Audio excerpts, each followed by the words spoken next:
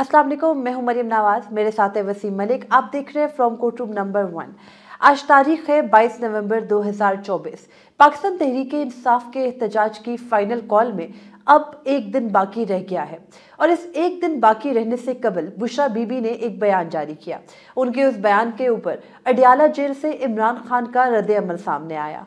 उस रद्द अमल के बाद हमने देखा कि कल ही के दिन आमिर फारूक, जो कि chief justice Islamabad high court है, उन्होंने एक मुकम्मल हुकूमती सहूलतकारी की एक और मिसाल कायम की और उनकी इस मिसाल कायम करने के बावजूद भी इमरान खान ने उनका फैसला रद्दी की टोकरी में फेंक दिया। पाकिस्तान तहरीक इंसाफ के एहतजाज के तनाजुर में वफाकी दारुल हुकूमत इस्लामाबाद में क्या तैयारियां हो रही हैं, वजारत दाखिला क्या कर रही है, हुकूमत की स्ट्रेटजी क्या है और उसके अलावा आम शहरियों को किस तरह से पहले ही से तंग किया जा रहा है, ये पूरी की पूरी जो तफसील है मैं और Wasim Malik from courtroom number 1 की इस एपिसोड में आपके सामने रखेंगे। तो वसीम, बात शुरू की, बुशरा बीबी ने गुज़िश्ता रोज़ एक अपना बयान जारी किया और उस बयान के बाद आज इमरान खान का एक रद्द अमल सामने आया। तो आप क्या समझते हैं, बुशरा बीबी को एक आखिरी वक्त में मेरी नज़र में एक गैर ज़रूरी बयान जारी करने की ज़रूरत नहीं थी, लेकिन उन्होंने बहरहाल किया, जिससे पूरी की पूरी जो डिबेट है पाकिस्तान तहरीक इंसाफ के एहतजाज को लेकर, उसने एक नया रुख पकड़ लिया। तो आपको अब क्या लग रहा है, पाकिस्तान तहरीक इंसाफ का जो एहतजाज बुशरा बीबी के इस बयान के बाद होगा वो उसी तरह से होगा या अब जो ऑलरेडी मौजूदा हुकूमत है उसको उन्होंने एक हाथ में आला पकड़ा दिया कि लो हम पर तनकीद करो? मेरे इस मामले पे चंद बुनियादी सवालात हैं, मगर उससे आने से कबल मैं एक बात, जो फोकस है वो 24 नवंबर का एहतजाज है पाकिस्तान तहरीक इंसाफ का। 9 मिनट और गालबन 40 सेकंड या 41 सेकंड की वो वीडियो थी बुशरा बीबी की, जो गुज़श्ता रोज़ वीडियो पैगाम सामने आया। बतौर सहाफ़ी हमें 9 मिनट और 41 सेकंड को ही रिपोर्ट करना चाहिए, उस पर ही बात करनी चाहिए, माँ सिवाय उस एक फ़िक्रे के जिसको फिर बाद में तशबीह दी गई, जो सऊदी अरब से मुताल्लिक़ बयान था। ये सब यहाँ पे आपके साथ थोड़ी सी कंट्रोडिक्ट मैं ज़रूर करूँगी इस बात पे कि जब हम कोई ख़बर रिपोर्ट कर रहे होते हैं तो हम एक एक लफ्ज़, ये बात दुरुस्त है कि ऑडियंस तक पहुँचती है और पहुँचना भी चाहिए, लेकिन हर खबर का एक क्रक्स होता है, हर चीज की एक हेडलाइन निकलती है। गो के मसाले से ना भी आप तशबीह दें, हम रोजाना की बुनियाद पर कोर्ट रिपोर्टिंग करते हैं, आप जज का एक एक लफ्ज बताते हैं। सुनिए, मेरे नजदीक, वो हर बंदे के नजदीक देखने में एक अलग हो सकता है कि उस आपके नजदीक अहम क्या है, मेरे नजदीक अहम क्या है, लेकिन उनका वो बयान देना एक ऐसे वक्त पर जब पाकिस्तान तहरीक इंसाफ एहतजाज लेकर इस्लामाबाद आ रही है, गो के हुकूमत बुखलाई हुई है, किसी के पास उनके खिलाफ कोई बयानिया नैरेटिव नहीं है, ऐसे वक्त पर वो उनको एक रीजन पकड़ा रही है कि लो हम पर तनकीद करो। मुझे सुनेंगी तो मैं कुछ अर्ज करूंगा। Okay. बुनियादी मुद्दा ये है कि बुशरा बीबी ने एक स्टेटमेंट दिया, उसको देखने का एंगल आपका अलग हो सकता है, मेरा अलग हो सकता है, ये फितरी बात है, लेकिन फोकस पाकिस्तान तहरीक इंसाफ का है 24 नवंबर का एहतजाज। मेरे नज़दीक भी पाकिस्तान तहरीक इंसाफ का एहतजाज ही ज़्यादा अहम है। मेरे नज़दीक बुशरा बीबी का वो जो स्टेटमेंट है वो अहम नहीं है। तो वो क्या 24 नवंबर के एहतजाज के लिए स्टेटमेंट नहीं आया उनका? तो आप, थैंक यू वेरी मच, आपने मेरा सवाल का जवाब दे दिया। 24 नवंबर के एहतजाज का है तो क्या बुशरा बीबी इस मुल्क की फॉरेन मिनिस्टर हैं जो बैठकर फॉरेन पॉलिसी को डिस्क्राइब करेंगी? थोड़ा सा आपका वक्त चाहूँगा। जो मैंने शुरू में कहा था कि मेरे बुनियादी सवालात हैं, बुशरा बीबी को ये स्टेटमेंट देना चाहिए था, नहीं देना चाहिए था, किस हद तक दुरुस्त था, किस हद तक दुरुस्त नहीं था। मैं ये समझता हूँ बतौर सहाफ़ी, जब पाकिस्तान तहरीक इंसाफ का एहतजाज ख़त्म हो जाएगा तो मैं उस पर बात करूँगा और फिर मैं बताऊँगा कि इसके नुकसानात कितने हुए, इसके फ़वाइद कितने हुए। एक स्टेटमेंट आता है, हम ब्लैंक हैं कि ये क्या पाकिस्तान तहरीक इंसाफ की स्ट्रेटजी थी, इमरान खान इस पर ऑन बोर्ड थे या नहीं थे, या ये बुशरा बीबी की जानिब से एक ब्लंडर था, ये गैर ज़रूरी था इस वक्त, वो बात की बातें हैं। सवाल मेरे यहाँ पर ये हैं कि क्या बुशरा बीबी के उस स्टेटमेंट के बाद पाकिस्तान तहरीक इंसाफ के वो कारकुनान जिन्होंने 24 नवंबर को बाहर निकलना था वो अब बाहर नहीं निकलेंगे? सवाल ये है, क्या बुशरा बीबी के उस स्टेटमेंट के बाद जो सऊदी अरब है वो कोई बहुत बड़ी कोशिशें कर रहा था मुज़ाकरात की और इमरान खान बाहर आने वाले थे, और बुशरा बीबी के अब इस स्टेटमेंट के बाद इमरान खान जो है वो बाहर नहीं आएंगे? इन दोनों बातों का जवाब नफी में है, इस बात को आप भी तस्लीम करेंगे। मसला यह है कि हर दिन एक स्टेटमेंट आता है और हमारे जो सहाफ़ी हैं, मैं ये समझता हूँ कि वो फिक्री बदयानती सूरत में करते हैं कि इमरान खान की सियासत में ये ताबूत में आखिरी कील था, इमरान खान की सियासत ख़त्म शुद्ध हो गई, बला बला बला, कल से भी ये कहानियाँ गढ़ी जा रही हैं। बुशरा बीबी इस मुल्क की फॉरेन पॉलिसी को डिस्क्राइब नहीं करती। बुशरा बीबी ने एक पैगाम दे दिया, उसके 9 मिनट और 41 सेकंड की वीडियो में मजीद भी बेशुमार वीडियो चीज़ें थी। आपने खुद कहा कि इस वक्त रियासत को, हुकूमत को, फौजी इस्टेब्लिशमेंट को एक मुद्दा चाहिए जिस पर वो पीटीआई के इस एहतजाज को एहतजाज से पहले मुतनाज़ा बना सकें या उसके ऊपर बात कर सकें। तो हमने देखा कि हमारे पूरे टीवी चैनल्स जो हैं वो कूद पड़े इस मामले पर। आज अखबारात की लीड भी वही है और हेडलाइन गुज़श्ता रोज से अब तक पहली हेडलाइन यही है, टॉक शोज भी इसी पे हो रहे हैं। क्या बाकी इस मुल्क में जो मामलात हैं वो नहीं रह गए? पारा चिनार के वाक़े पर, कुरम के वाक़े पर, केपीके में इस बदतरीन दहशतगर्दी की लहर पर कितने मिनट एयर टाइम मिला?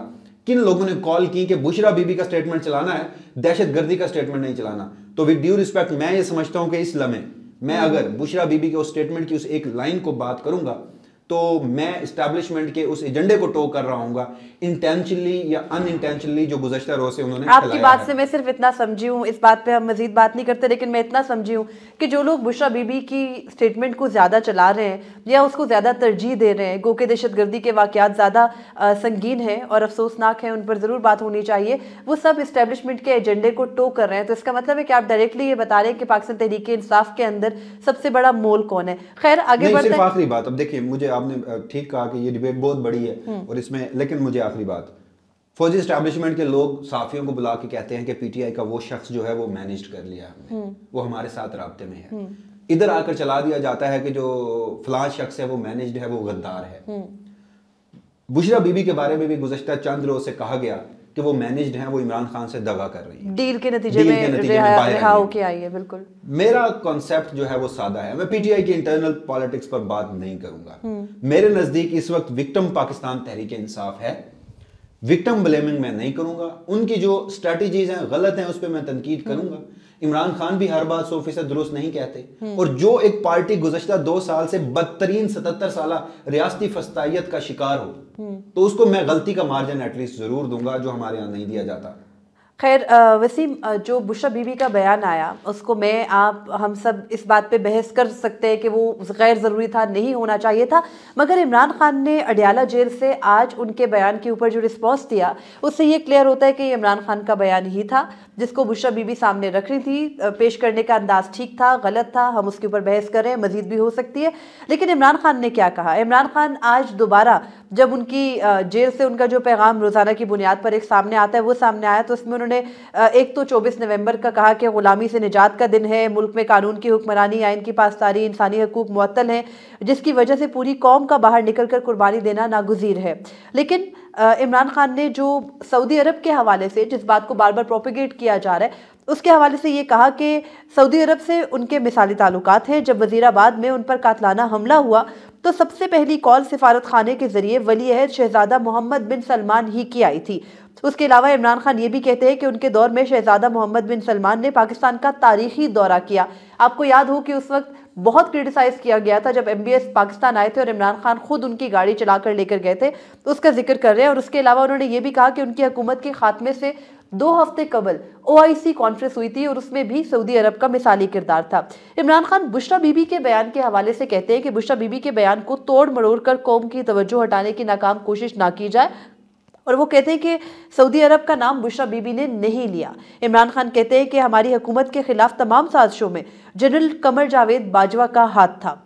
उसके अलावा वो कहते हैं कि उन्होंने उस वक्त भी चीफ जस्टिस और जनरल तारिक खान के जरिए साजिश की तहकीकात करवाने की कोशिश की, मगर जनरल बाजवा ने ऐसा नहीं होने दिया। अगर तब शफाफ तहकीकात हो जाती तो पूरा सच खुलकर सामने आ जाता। फिर वो कहते हैं कि बुशरा बीबी का सियासत से कोई ताल्लुक नहीं है। बतौर अहलिया उन्होंने एहतजाज के हवाले से वही बयान कौम के सामने रखा जो इमरान खान ने उन्हें बताया था, यानी जो इमरान खान का पैगाम था बुशरा बीबी ने कौम के सामने वही रखा। उसके अलावा वो ये भी कहते हैं कि नवाज शरीफ के लिए मुशर्रफ दौर में कुलसूम नवाज भी निकली थी, मगर डिक्टेटर होते हुए भी मुशर्रफ ने कुलसूम नवाज को गिरफ्तार नहीं किया था, जबकि बुशरा बीबी 9 माह एक गैर कानूनी जेल काट कर आई। और फिर वो ये भी कहते हैं कि कौम अपनी तवज्जो सिर्फ 24 नवंबर के एहतजाज पे रखे। इमरान खान के इस बयान के बाद वसीम, मुझे लगता है कि अब अगर पाकिस्तान तहरीक इंसाफ को ये डाउट है या उनके बहुत से जो अपने आपने जैसे कि बताया कि सहाफ़ी चल पड़ते हैं उस तरफ को, तो उनको ये ज़रूर पता चल गया कि ये इमरान खान ही का पैगाम था। प्रेजेंट करने में मैं अगेन कहूँगी कि बहुत सारी बहस इस पर हो सकती है, ठीक था, गलत था, लेकिन वैसे भी इससे ज़्यादा इंपॉर्टेंट डेवलपमेट ये है। उससे कबल मुझे सिर्फ एक कमेंट करने दीजिए इस पर। जनरल रिटायर्ड कमर जावेद बाजवा, साबिक आर्मी चीफ, उनके बारे में अब ये ओपन फैक्ट है, ये ज़्यादा सीक्रेट नहीं रहा, ये गवाहियाँ आ चुकी हैं, शहादतें आ चुकी हैं। अब कई शवाहिद मौजूद हैं। उन्होंने इमरान खान की हुकूमत का तख्ता उल्टा, उन्होंने रजीम चेंज की, उसमें सहूलतकारी की, खुद जो आकर बैठे उन्होंने बताया ऐसा तो वही बात है, उन्होंने किया। तो इसलिए मैं ये समझता हूँ कि मेरे नज़दीक जनरल कमर जावेद बाजवा के बयान से ज़्यादा मोतबर उस सियासी शख्सियत का बयान ज़्यादा मोतबर होगा जो फस्तायत का सामना कर रहा है, जो अवाम का हकीकी नुमाइंदा है। इसमें बहस हो सकती है कि वो आज इमरान खान है, कल PMLN होगी, परसों पाकिस्तान पीपल्स पार्टी होगी या कोई और सियासी जमात होगी, मगर हमें ये तय करना होगा कि इस मुल्क में सबसे ज़्यादा प्रोपोगेंडा जो है वो फैलाया जाता है इस्टेब्लिशमेंट की जानिब से, और किसी इस्टेब्लिशमेंट के अहलकार पर, ओहदेदार पर, सरबराह के बयान पर फोकियत मैं दूंगा इस मुल्क की सियासी लीडरशिप के बयान को। बिल्कुल ऐसे ही, और बदकिस्मती से सहाफ़ी उनके माउथ पीस के तौर पर किरदार अदा करते हैं। वसीम, आमिर फारूक साहब जो कि हर एहतजाज की दरख्वास्त इवेंचुअली उनके सामने जाती है पाकिस्तान तहरीक इंसाफ की, और वो पाकिस्तान तहरीक इंसाफ के एहतजाज को पिछली मरतबा तो उन्होंने, जब उन्हें लगा कि अब PTI नहीं आ रही है एहतजाज के लिए, खुद ही मैनेज हो गया था सारा मामला, तो तब उन्होंने कह दिया कि उनको एहतजाज का हक है। आज उनका एक गुज़िश्ता रात है उनका एक हुक्मनामा सामने आया जो कि हुकूमत की इस वक्त 24 नवंबर को लेकर वाहिद डिफेंस है, वाहिद डिफेंस।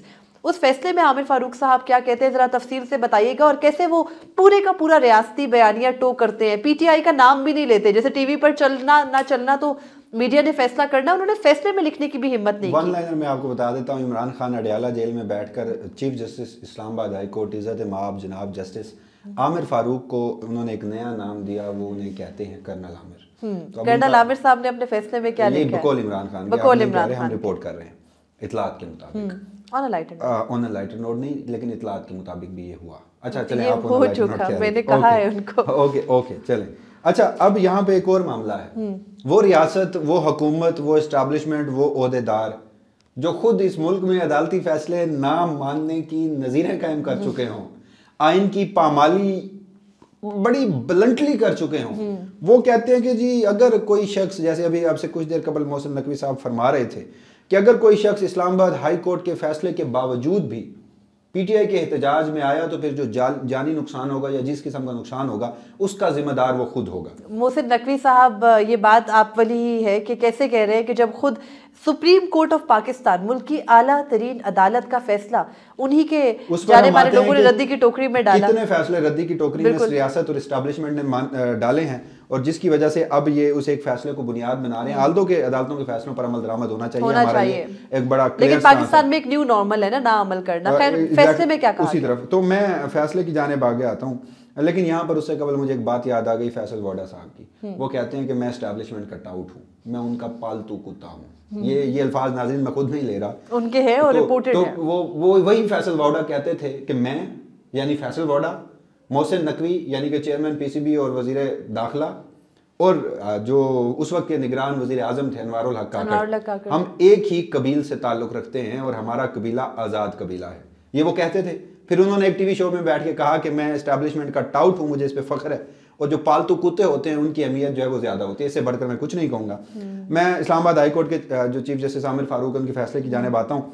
मैंने इनके जो हेडर्स हैं वो हमने निकाले हैं कि जो अहम तरीन बातें हैं वो हम ऑडियंस के सामने आसान और आम फहम अल्फाज में रख दें। वो अपने फैसले में लिखते हैं कि इस अदालत के पिछले आर्डर की पादाश में, जो कि उन्होंने गालिबन 3 अक्टूबर को 5 अक्टूबर जब PTI की उस वक्त की एहतजाज की कॉल आ रही थी, पादाश में वजीर दाखिला, सेक्रेटरी दाखिला, चीफ कमिश्नर और IG इस्लामाबाद अदालत में पेश हुए। इन साहिबान ने अदालत को बताया कि एक सियासी जमात, नाम नहीं लिया जा रहा PTI का, और 5 से 6 मरतबा ऐसा किया गया। बिल्कुल, आप देखेंगे कि जहां पर फरीक नंबर 5 का जिक्र है वो PTI का जिक्र है। एग्जैक्टली। तो उन्होंने कहा कि इन साहिबान ने अदालत को बताया कि एक सियासी जमात इस्लामाबाद की जानिब एहतजाज और धरने के लिए बढ़ रही है। इन साहिबान ने अमन अमान की सूरत हाल के बारे में बताया और बताया गया कि आम आदमी की जिंदगी में कोई रुकावट ना बने, इसके लिए अमन अमान की सूरत हाल को बरकरार रखा जा रहा है। ताजर बरादरी, जो गुज़श्ता रोज़ भी मैंने कहा था जो पिटिशनर थे, ताजर बरादरी ने बताया कि जब भी लोगों की सियासी सरगर्मी इस्लामाबाद में होती है तो इस्लामाबाद को बंद कर दिया जाता है, शहरियों को जो शहरियों के बुनियादी हकूक़ हैं वो मुतासर होते हैं। वज़ीर दाखिला और दरख्वास्त गुजारों के वकील को सुनने के बाद ये वाज़ेह हो गया कि फरीक नंबर 5 यानी कि PTI जिसका नाम नहीं लिया गया 24 नवंबर को हर सूरत इस्लामाबाद में एहतजाजी रैली लेकर आएंगे। इस अदालत ने 5 अक्टूबर को अपने फैसले में करार दिया था कि एहतजाज हर शख्स का बुनियादी हक है, लेकिन इस पर मुनासिब पाबंदियाँ आयद होती हैं। इस्लामाबाद में अमन व अमान और कानून का नफाज वजारत दाखिला और इस्लामाबाद इंतज़ामिया की जिम्मेदारी है। और इस दौरान गैर कानूनी रुकावटें डाली नहीं जा सकती। वफाकी दारुल-हुकूमत इस्लामाबाद की हसासियत को सामने रखते हुए मुकन्नना ने हाल ही में पीसफुल असेंबली एंड जो इसके साथ एक public order act, peaceful assembly and public order act 2024 नाफिज किया है। उसके साथ साथ वो फिर मजीद बताते हैं कि इस एक्ट के तहत जो एहतजाज है उसके लिए ज़िला इंतज़ामिया को कम अज़ कम 7 दिन कबल इजाज़त के लिए दरख्वास्त देना लाजिम होती है। फिर वो बताते हैं कि अदालत को बताया गया कि एहतजाज के लिए अब तक ज़िला इंतज़ामिया को कोई दरख्वास्त मौसूल नहीं हुई। यह भी बताया गया कि बेलारूस के सदर 60 रुकनी वफ्द के साथ 24 नवंबर को इस्लामाबाद आ रहे हैं। बेलारूस के मेहमानों की सिक्योरिटी और दोस्त ममालिक के साथ ताल्लुकात मुफाद आमना का मामला है। अदालत को यह भी बताया गया कि फ़रीक नंबर 5 यानी कि पाकिस्तान तहरीक इंसाफ की क़यादत के साथ गैर रस्मी बातचीत की गई, लेकिन कोई बाकायदा मुज़ाकरात नहीं हुए। एहतजाज के हक और फ़रीक नंबर 5 के कारकुनान के बुनियादी हकूक़ को सामने रखते हुए, आयरनी है वैसे ये क़यामत की निशानी है। मैंने कल कहा था कि मंजरनामा क्या होगा, तो मंजरनामा ये है कि चीफ जस्टिस आमिर फारूक कह रहे हैं कि एहतजाज के हक और पीटीआई के कारकुनान के बुनियादी हकूक को सामने फरीक नंबर 5 होता है, पीटीआई नहीं कहे आमिर फारूक साहब को मंसूब। उन्होंने कहा कि बेहतर होगा कि हुकूमत एक कमेटी बनाए जिसकी सरबराही चाहे तो वजीर दाखिला करे। फिर उन्होंने कहा कि जो फरीक नंबर 5 है उसको सूरत हाल समझाकर उनसे बातचीत की जाए। ये अदालत उम्मीद करती है कि दोनों फरीकैन के दरमियान बाकायदा बातचीत होगी और कोई हल निकलेगा, लेकिन अगर ना निकला तो अमन व अमान की सूरत हाल कायम करने के लिए हुकूमत से लेकर इंतजामिया तक यकीनी बनाएंगे कि आम आदमी की जिंदगी मुतासर ना हो। इस मकसद के लिए 24 नवंबर के एहतजाज, रैली या धरने की किसी सूरत इजाजत ना दें। साथ कह रहे हैं मुज़ाकरात करें, साथ कह रहे हैं कि पीटीआई को एहतजाज का हक फैसला पहले सुना दें। उन्होंने आइन का आर्टिकल जो 17 है ना, वो कल के रोज जनाब चीफ जस्टिस आमिर फारूक ने उड़ाकर फेंक दिया। ये क्लासिक आमिर फारूक साहब है वसीम, वो एक हमेशा ये करते हैं, एक तरफ बात करते हैं कानून की, आइन की, और साथ ही बताते हैं कि कैसे उस पर अमल नहीं करना। ये उनका एक क्लासिक बिहेवियर है, अगर पिछले कई सालों से भी स्टडी करके समझ में समाअत है वो 27 नवंबर तक मुलतवी की या ज्यादा इस पे ये कहते हुए कि पीटीआई के साथ मुज़ाकरात कर ले। तो वसीम, इनके इस ऑर्डर से सिर्फ 2 बातें समझ में आती है। उन्होंने हुकूमत को एक वे आउट दिया। फैसल वाउडा साहब, अभी अदालत में दरख्वास्त नहीं आती, अभी अदालत में दरख्वास्त जो ताजर बरादरी है उसकी जानिब से दायर भी नहीं की गई।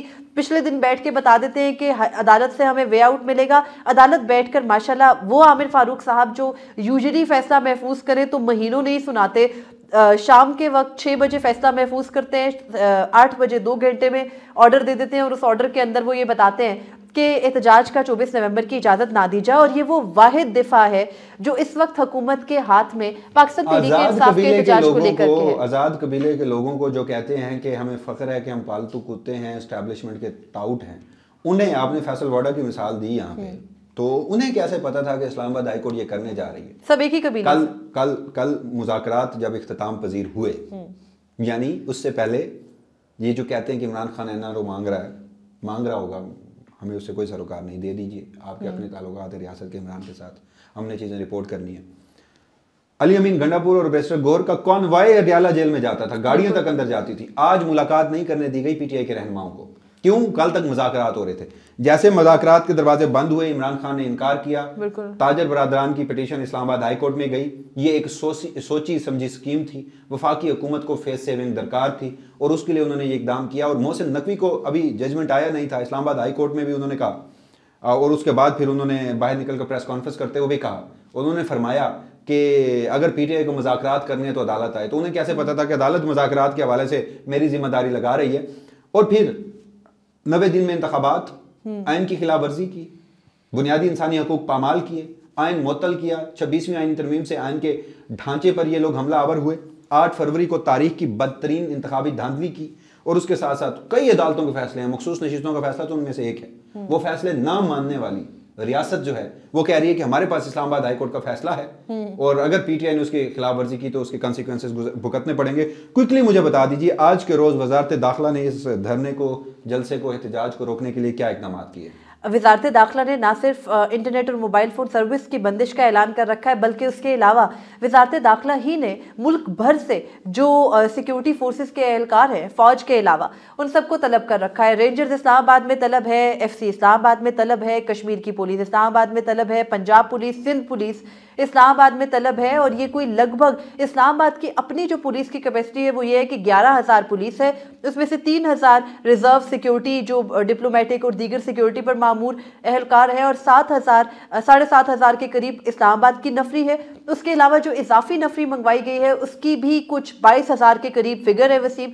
और जो कंटेनर्स हैं इस्लामाबाद में 2200 कंटेनर्स पहुंचाए गए हैं। इस्लामाबाद में आज रात से बस अड्डे यानी दूसरे शहरों में ट्रेवल का जो लोकल रास्ता है वो बंद होगा। उसके अलावा जो रास्ते हैं उनको भी बंद किया गया है। 24 मकामात से इस्लामाबाद को बंद किया जाएगा। बिल्कुल, 24 मकामात से इस्लामाबाद को बंद किया जाएगा। और उसके अलावा इस्लामाबाद में जितने भी तालीमी इदारे हैं उन सब की भी जो जैसे तालीमी इदारों में वीकेंड्स में क्लासेस होती हैं वो नहीं होंगी। उसके अलावा उनकी ट्रांसपोर्ट नहीं होगी। मोटरवेज को ये कहकर के 6 मोटरवेज पर मुरम्मत का काम एक साथ हो रहा है। तफसील बता देते हैं। M1 पिशावर था इस्लामाबाद, M2 लाहौर था इस्लामाबाद, M3 लाहौर था अब्दुल हकीम, M4 पिंडी भटिया था मुल्तान, M11 सियालकोट था लाहौर, M14 ये है यार्क था हकला। यानी वो जो रूट्स बनते हैं इस्लामाबाद आने के वो एक नोटिफिकेशन के जरिए मुरम्मत के लिए बंद कर दिए गए हैं। और मुरम्मत किसकी हो रही है इन 2 दिन में हम सब देखेंगे। उसके अलावा लेकिन एक और बदकिस्मती देखिए, ये इस्लामाबाद के इस वक्त थोड़ा सा शहर से बाहर अगर आप निकलें, ये चट्ठा बख्तावर और ये जो इस तरफ का एरिया है रावल लेक वाला, वहाँ पर एक हॉस्टल सिटी कायम है जहाँ पर यूनिवर्सिटियों के जो तुलबा हैं वो वहाँ पर पढ़ते हैं।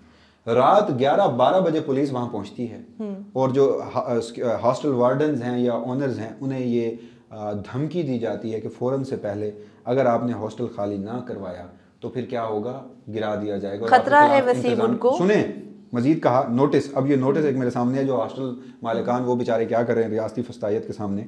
उन्होंने कहा कि तमाम स्टूडेंट्स को इतला दी जाती है कि DC इस्लामाबाद का हुक्म है कि 12 बजे तक हॉस्टल खाली करें, तमाम लड़के 27 नवंबर तक अपने घरों को चले जाएं। मुझे एक बात बताएं, उनमें से कितने ऐसे होंगे जो यहाँ पर जॉब करते होंगे, कितने ऐसे होंगे जो यहाँ पर अपनी तालीम के लिए आए होंगे, और कितने ऐसे होंगे जो जाना अफोर्ड भी नहीं कर सकते होंगे, दूर दराज से होंगे। आपने एक तरफ कह दिया कि 27 नवंबर से पहले आपने वापस नहीं आना, आप अपने घरों को चले जाएं। साथ ही आपने जो सड़कें हैं, मोटरवेज हैं वो बंद कर दिए, इस्लामाबाद के जो अड्डे हैं वो बंद कर दिए। क्या वो फैक्स के जरिए जाएंगे, ईमेल के जरिए अपने घरों में जाएंगे या किस तरह जाएंगे, ये फैसले कौन कर रहा है? और मुझे ये बात समझ नहीं आती कि ये कौन से कानून के तहत ये DC इस्लामाबाद साहब जो हैं एक शाही फरमान जारी कर रहे हैं। फौजी इस्टेब्लिशमेंट और हुकूमत की मंशा में इस हद तक भी इन्हें आगे नहीं जाना चाहिए कि इनकी जो बुनियादी जिम्मेदारी है वो भूल जाए, मजीद आगे बढ़िए। ये IG इस्लामाबाद साहब हैं जी, उन्होंने कल के रोज कहा है कि वालिदैन अपने बच्चों को इस एहतजाज से रोकें, नहीं तो क्रिमिनल रिकॉर्ड का हिस्सा बन जाएगा और उनके वीजास नहीं लग सकेंगे। आप वीजास के लिए अप्लाई नहीं कर सकते। मुझे एक बात बताएं, एहतजाज करना तो आईनी हक है, बिल्कुल। वो D चौक पे पहुंचते हैं नहीं पहुंचते, अदालती हुक्म की खिलाफ वर्जी करते हैं या नहीं करते, ये सेकेंडरी मकसद है। कौन सा दुनिया का कानून है जो IG इस्लामाबाद जैसे जो इस्टेब्लिशमेंट के टाउट हैं, मैं इन्हें भी वही नाम दूंगा जो फैसल वोडा ने अपने लिए दिया था, जो बैठ के ये हुक्म जारी कर रहे हैं, धमकियों पे धमकियां डाल रहे हैं। ये कौन सा पाकिस्तान में आइन और कौन सा कानून राइज है कि ये जो IG इस्लामाबाद हैं, ग्रेड 22 के अफसर हैं, क्या कर रहे हैं? मतलब हो क्या रहा है इस मुल्क में? देखिए सीधी सी बात है, वन लाइनर है, पाकिस्तान तहरीक इंसाफ के एहतजाज से पहले उसको कामयाब बना दिया गया है। और उसके अलावा ये कि इस्लामाबाद को सारी साइडों से बंद करके ये कह देना कि इस्लामाबाद में एहतजाज ना करें, कहीं और जाकर एहतजाज करें। इस वक्त हमारी पूरी की पूरी रियासती मशीनरी का फोकस सिर्फ ये है कि पाकिस्तान तहरीक इंसाफ को रोका जाए। और मोहसिन नकवी जो कि वफाकी वजीर दाखिला हैं, अब से कुछ देर कबल मीडिया से गुफ्तगू करते हुए वो ये बता रहे थे कि उन्होंने अब तक PTI का एहतजाज रुकवाने की कोई बात नहीं की है, हर एक का हक है। तो खैर रियासत की दोहरी पॉलिसी कहें आप, उनके इस किस्म के हथकंडे कहें, इस्लामाबाद में रहने वाले इस्लामाबाद के मकीनों की जिंदगी एक तरह मफलूज है और आज से नहीं है, पिछले कई अरसे से है। और इसमें कसूर एहतजाज करने वालों से ज्यादा उस रियासत का है जिससे अपनी रिट कायम नहीं होती। आप इस्लामाबाद की किसी सड़क पर निकलें और आपको खतरा ना हो कि आपके साथ कोई डकैती या हादसा हो जाएगा, तो आप आजकल ये एक न्यू नॉर्मल बन गया है इस्लामाबाद में। मगर खैर ये तमाम तरह सेकेंडरी बातें हो गई है जिस हद तक रियासत निकल चुकी है। देखना है, पाकिस्तान तहरीक इंसाफ तो एहतजाज से वसीम पीछे नहीं हट रही और इमरान खान ने जो आमिर फारूक साहब का ये फैसला है इसको उसी तरह से रद्दी की टोकरी में फेंका जैसे माजी में मौजूदा हुकूमत ने सुप्रीम कोर्ट के जो फैसले थे उनको रद्दी की टोकरी में फेंका। अब ये देखना है कि पाकिस्तान तहरीक इंसाफ तो एहतजाज के लिए आएगी, लेकिन हुकूमत गिरफ्तारियों के अलावा क्या कर सकती है? क्या वाकई कोई मुज़ाकरात किए जाएंगे? क्योंकि मुज़ाकरात का भी हुक्म है और उसके हवाले से भी बातचीत चल रही है, लेकिन फाइनल अप्रूवल के जो भी हो, आज जुमे का रोज है, कल और परसों और फिर आगे ये सारे कल का दिन है, कल का दिन है। तो इसी दुआ और इसी उम्मीद के साथ कि आप लोग जहाँ भी हों अपने और अपने प्यारों का ख्याल रखें और ये जो कुछ भी हो ये आपके लिए, मेरे लिए और हमारे मुल्क के लिए बेहतर हो। बिल्कुल। मुझे और वसीम मलिक को फ्रॉम कोर्टरूम नंबर 1 के इस एपिसोड से इजाज़त दीजिए। अल्लाह हाफिज़। अपने फीडबैक से ज़रूर आगाह कीजिएगा।